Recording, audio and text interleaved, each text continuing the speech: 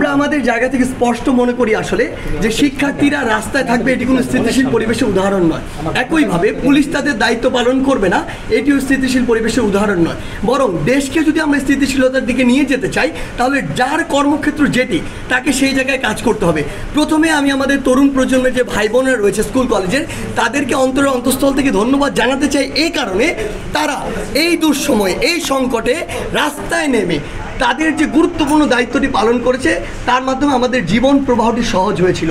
কিন্তু এখন সময় এসেছে তাদেরকে আবার পড়ার টেবিলে ফিরে যেতে হবে, শিক্ষা প্রতিষ্ঠানে ফিরে যেতে হবে, এবং এখন সময় এসেছে যখন আইন শৃঙ্খলা রক্ষাকারী বাহিনীর যে ভাই বোনেরা রয়েছে তাদেরকে আবার তাদের কর্মক্ষেত্রে ফিরে আসার পথটি করে দিতে হবে, এবং ফিরে আসলে তাদেরকে স্বাগত জানাতে হবে। কারণ দিন শেষে আমরা যখন আমাদের সকলের কর্মক্ষেত্রে যেতে পারবো তখনই দেশটি স্থিতিশীলতার দিকে এগিয়ে যাবে। তাই আমার জায়গা থেকে বিশেষভাবে তাদেরকে অনুরোধ করছি রবিবার থেকে তাদের ক্লাসে ফিরে যাওয়ার জন্য, এবং সেখানে যদি আইন শৃঙ্খলা রক্ষাকারী বাহিনীর ভাই বোনরা আসে তাদেরকে স্বাগত জানিয়ে তাদের দায়িত্বটি বুঝিয়ে দেওয়ার জন্য। এখন আমাদের দেশ গড়ার পালা।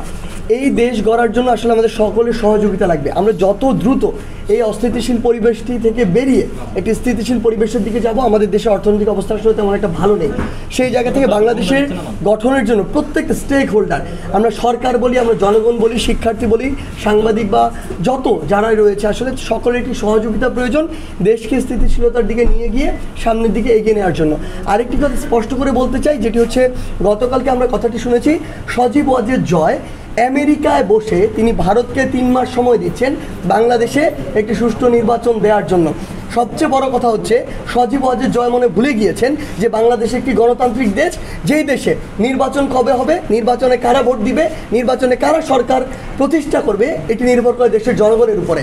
তারা তাদের 16 বছরে এটি কখনো করেননি দেখে তারা মনে করছেন এখনও মনে হয় সেটি রয়েছে। কিন্তু সেই যুগ আসলে এদেশের ছাত্র জনতা পরিবর্তন করে ফেলেছে। এই দেশে কবে নির্বাচন হবে, জনগণের দ্বারা নির্বাচিত হয়ে কে সরকার গঠন করবে, এটি এদেশের জনগণই নির্ধারণ করবে।